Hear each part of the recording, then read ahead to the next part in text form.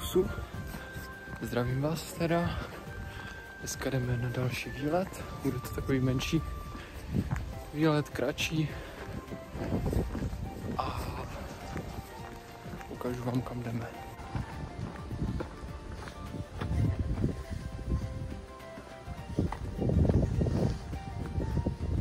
Tady můžete přečíst, že jsme kampovali.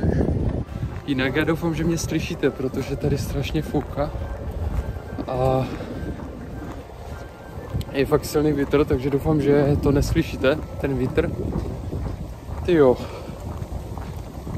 Teď se rozfučelo, no.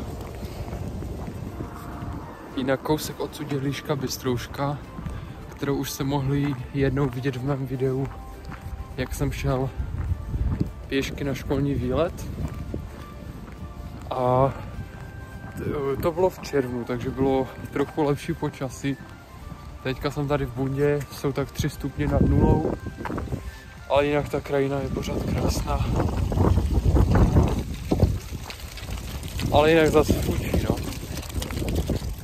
Takže tak, no. Stále tu jsou barvy podzimu. Stále ještě není zima. Ale pocitově je zima. Pocitově je zima, ale furt tady nesněží, což je super. Sníh mi zatím nechybí. Jinak tam ten pán, co tam je, to určitě víte, kdo to byl. Byl to Leoš Janáček. A tady už je Šípka hrad, takže už jen kousek a jsme tam, no. Teď jsem se díval. Je 5 stupňů nad nulou, ale normálně mi je horko, protože jdu strašně rychle a je mi prostě teplo. Musím si asi vyslat z bundu, protože se tady upeču ještě. Podívejte se na ten strom, jak má úplně ty kořeny. Teď jdu takovým údolím stromu, jsem tu sám, všechny jsem předběhl, všechno tu je oranžové. Takže super. Jinak je mi horko. Je mi horko. Ale už tam skoro budeme. A ukážu vám nahoře ten hrad. Jo, my jsme ten kopec úplně vyběhli. A tady vidíme hrad Hukvaldy. Takže my jsme to dobře vyběhli. Přesně jsme to šli 13 nebo 14 minut. No, takže jsme tady, no. Tento výlet fakt byl takový kratší. A podíváme se a půjdeme dolů. Normálně to tak vypadá, že to je sníh tady. A to jsou kameny. Podíváme se na ten výhled. Je trochu mlha, ale furt výhled je docela pěkný.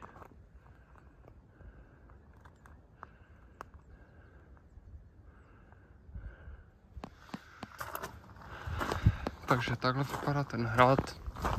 Podíváme se jenom tady dovnitř. Vidíte hrad Hukvaldy. Takže jsme vevnitř. Podívejte se tady, jaké byly mínce. Takhle to tu vypadalo.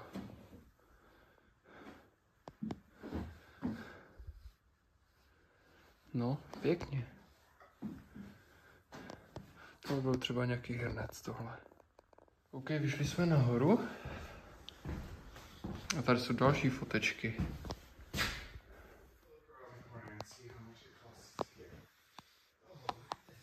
Hej, my musíme běžet dolů, aby jsme stihli autobus. Buď přijdu dolů a stihnu to, anebo budu čekat další 1,5 hodiny. A nebo půjdu pěšky 6 kilometrů. Ale nejradši bych to stihl. Takže běžíme. Lidi máme 5 minut a já nestíhám, musím běžet. A nejhorší je, že kameny jsou pod těma listama, takže vůbec nevidím, kde je kámen, nebo kde je klacek, nebo tak, takže si Při každém kroku mám vyvrtnu nohu. A už jsme skoro tady, tak doufám, že to 4 minuty, ale tady to je docela pěkný výhled. Mimochodem, tamhle nahoře jsou Foutovy vrchy. Tam mám taky záběr, jak jsem šel na školní výlet.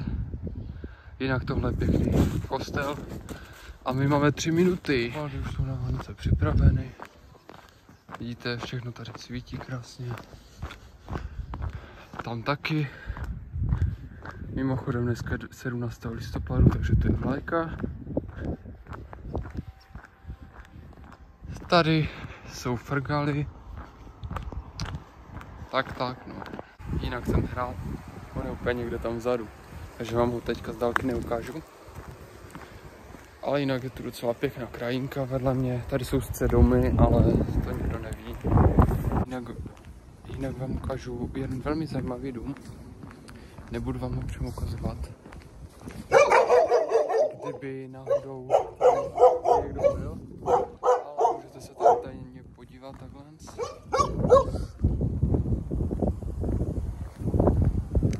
Jo. My tomu říkáme pyramidka, protože ten dům prakticky nemá nic jiného krom střechy, vidíte? Ta střecha je postavena prostě na zemi a v tom bydlí. A už jsme skoro doma. Neuvěřitelné, co se teď stalo prostě. Šlapal jsem domů. Furt to tam mám. Ty vole, zrovna třeba 200 metrů před ním.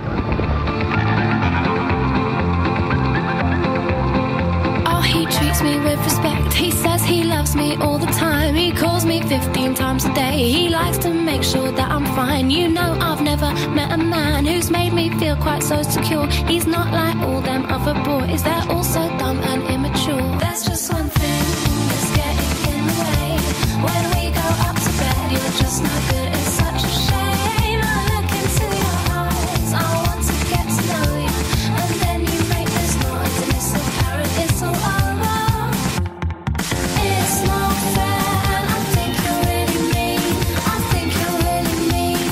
I think you're really mean. Oh, you're supposed to care, but you never make me scream. You never make me scream.